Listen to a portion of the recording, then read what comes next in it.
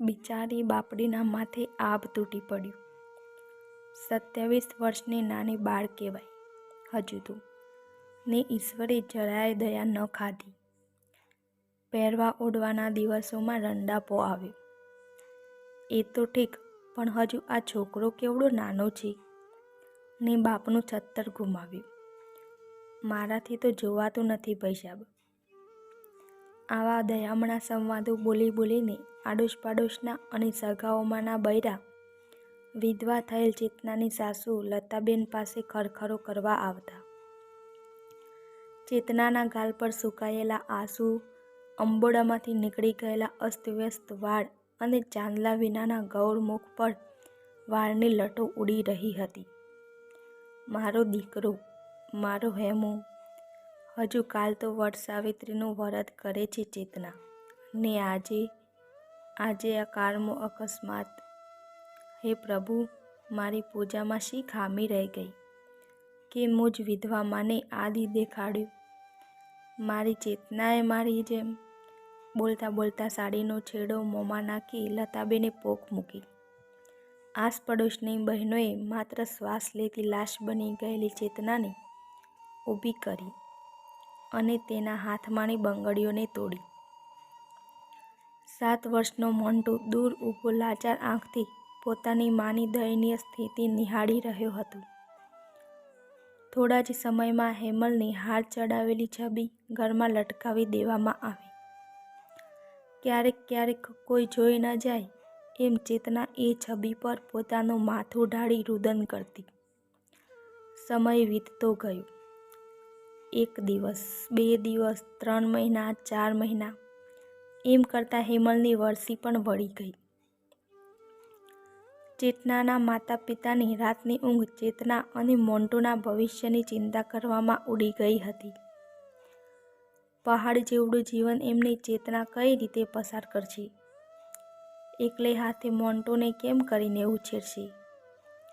લતાબેનના રૂઢિચુસ્ત સ્વભાવને કારણે પોતાની ગ્રેજ્યુએટ થયેલી દીકરી ચેતના બહાર કામ કરવા પણ જઈ શકે એમ નહોતી.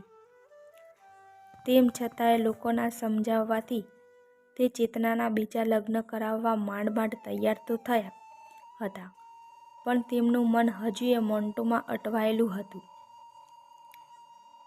પોતાના દીકરાનો અંશ તેમને છોડીને જાય એ તેમને ખટકતું હતું. લતાબેન અને ચેતનાના માતા પિતાની આ સમસ્યાનો પણ તોડ થોડા જ સમયમાં મળી ગયો. લતાબેનના સ્વર્ગવાસી બહેનનો દીકરો વિરલ, જે હેમલથી એકાદ વર્ષ મોટો હતો, પણ ડાબા હાથમાં થોડી ખોડ હોવાને કારણે તેના વિવાહ થતા નહોતા. ઘરમાં કોઈ જ નહોતું. વિરલને કપડાનો શોરૂમ હતો. ઘર સુખી સંપન્ન હતું. વિધવા ચેતના સાથેના લગ્ન સંબંધમાં તેની કોઈ જ આપત્તિ નહોતી, પણ ચેતના હજુ હેમલને ભૂલી શકી નહોતી. ચેતનાની માતા પિતાની સમજાવટથી અને પોતાના બાળક મોન્ટુને પિતાનો છાયો મળી રહે એ માટે આખરે તેને હામી ભણી. સાદાઈથી વિવાહ સંપન્ન થયા. મોન્ટુને થોડા દિવસ પોતાની પાસે રાખવા માટે મોન્ટુના માતા પિતાએ સમજાવ્યું, પણ ચેતના પોતાના દીકરા મોન્ટુ વગર પોતાના નવજીવન તરફ એક પગલું ભરવા પણ તૈયાર નહોતી. તેણે તો વિરલ પાસે શરત મૂકી હતી કે લતાબેનને ક્યારેય નહીં છોડે. વિરલને ચેતનાનો આ કોમળ અને ભાવુક સ્વભાવ સ્પર્શી ગયો. વિરલે પણ હોશે હોશે મોન્ટુને પોતાનો દીકરો અને લતાબેનને માસી નહીં પણ પોતાની માને સ્થાને બેસાડ્યા.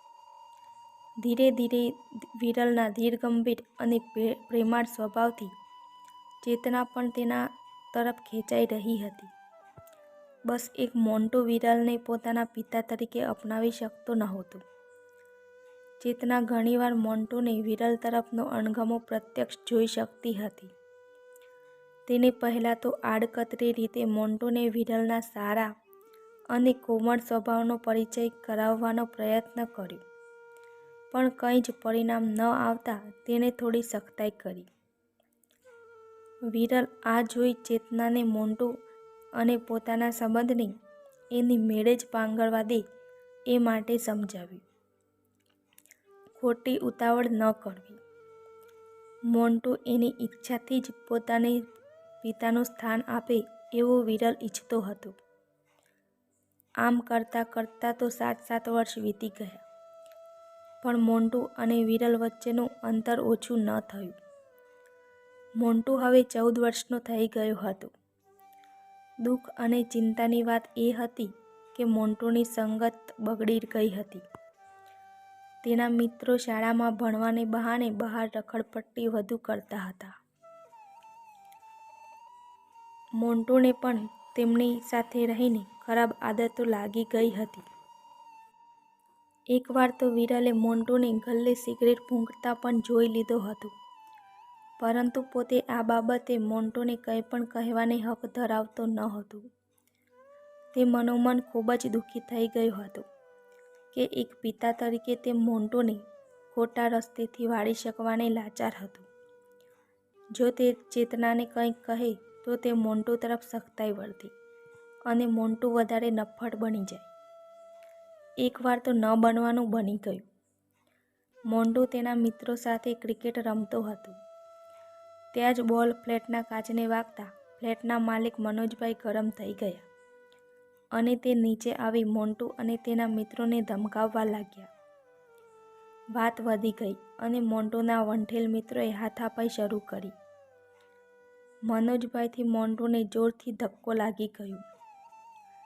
મોન્ટુ દૂર જઈ પડ્યું.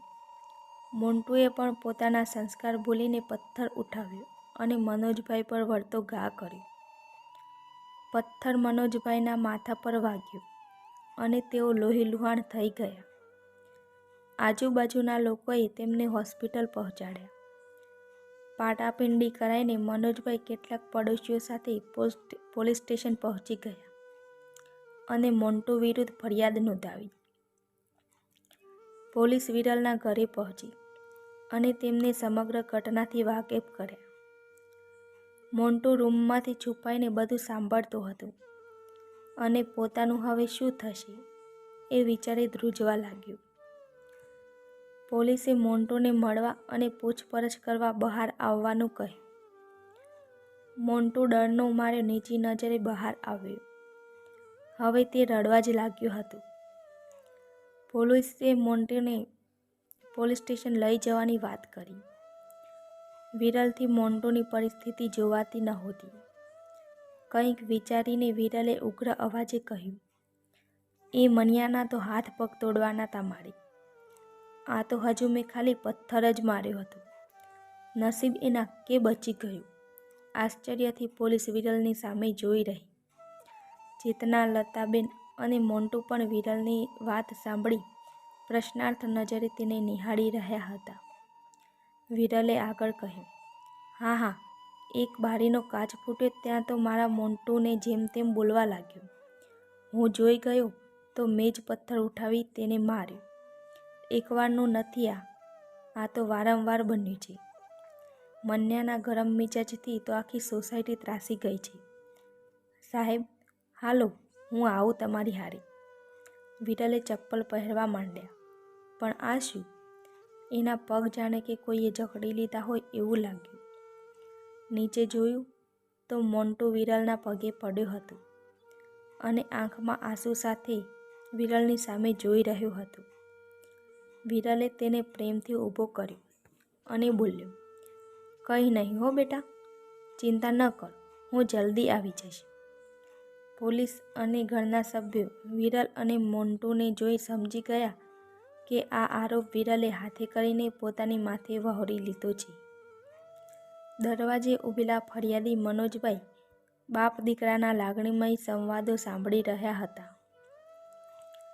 આખરે તેમનાથી રહેવાયું નહીં અને બોલી ઉઠ્યા, સાહેબ, રહેવા દો, હું મારી ફરિયાદ પાછી લઉં છું. પોલીસે પણ આ નાની ઘટનાને અહીં જ પડતી મૂકી અને ચાલ્યા ગયા. સોરી મનોજ કાકા, મારાથી ભૂલ થઈ ગઈ. હું કહેતા મોન્ટુ હિબકે ચડી ગયો. મનોજભાઈએ તેના માથે હાથ મૂક્યો અને ત્યાંથી ચાલ્યા ગયા. મોન્ટુ ધીરે પગલે વિરલની પાસે આવ્યો અને કહ્યું, સોરી પપ્પા, મને માફ કરી દો. પપ્પા, મેં તમને ક્યારેય સમજવાનો પ્રયત્ન ન કર્યો. મને લાગતું હતું કે મારી મમ્મી પણ મારા કરતાં તમને વધારે પ્રેમ કરે છે. હંમેશા વિચારતો કે નાનો હતો ત્યારે ભગવાને મારા પપ્પા લઈ લીધા અને હવે તમે મારી મમ્મીને મારાથી દૂર કરી રહ્યા છો. તમને હું મારી લાઈફના વિલન સમજતો હતો, પણ તમે તો મારા હીરો છો પપ્પા. વિરલને તો મોન્ટુની આખી વાતમાં એક જ શબ્દ મહત્ત્વનો લાગતો હતો, પપ્પા. મિત્રો, વિડીયો ગમ્યો હોય તો લાઈક કરજો, કોમેન્ટ કરજો અને પ્લીઝ ચેનલને જરૂરથી સબસ્ક્રાઈબ કરજો. આભાર.